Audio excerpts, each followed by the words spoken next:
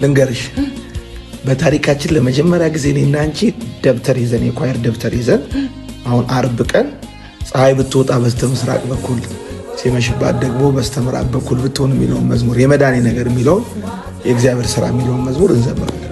ችግር አለው እንዘምራለን። እኔ ቁጥሩን ሙሉ እናጥችለዋለሁ። አንተ ለማመድ ከፈለክ ካለማመድ ካለ እኔ ምን ለማመዳለሁ። ሁሉም ሰው ነጭ ይለብሳል፣ አንቺም ትለብሻለሽ። ግን በደንብ እኔ ድምጼን አሰምቼ ነው የምዘምረው። እኔ አሁን እሱ ነው የኔ ጥያቄ። አንተ ጮክ ብለህ ማይክ ይዘህ ትዘምራለህ ወይ ነው?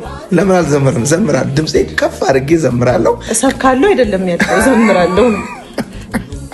አይ አልሰብክም፣ እዘምራለሁ። አርብ ቀን እዘምራለሁ። ሌሎች ሰዎችም አሉ፣ ኳየሮችም አሉ።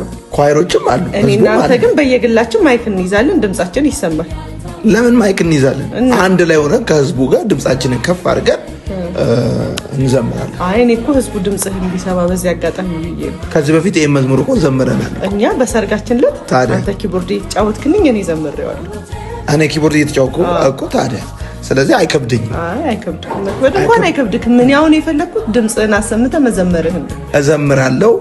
አርብ ዕለት 3000 ሰዎች ነጭ ልብስ ለብሰው ይመጣሉ።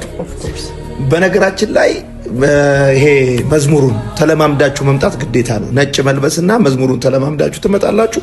ከዛ ደግሞ መዝሙሩ በደብተር ተዘጋጅቷል። አርብ ዕለት የመዳኔ ነገር ብለን እንዘምራለን፣ ጌታን ከፍ እናደርጋለን። ከኔና ከዶይ ደግሞ የተሻለ የሚዘምረው ሰው ይሸለማል። እኔ የተሻለ ነው የምዘምረው። ሽልማቱ ምንድነው ነው? እንዴት? ህዝቡ ነው የሚሸልመን? አንተ ነው የምትሸልመኝ? አይ እኔ አንቺ ከኔ የተሻለ ከዘመርሽ እኔ ሸልምሻለሁ። ግን እኔ ከአንቺ የተሻለ ከዘመርኩኝ ስብከቱን ትቼ ወደ መዝሙሩ ነው የምቀጥለው። ከዛሬ በኋላ ዘማሪ ሆነ ትቀጥላለህ። ባንዳ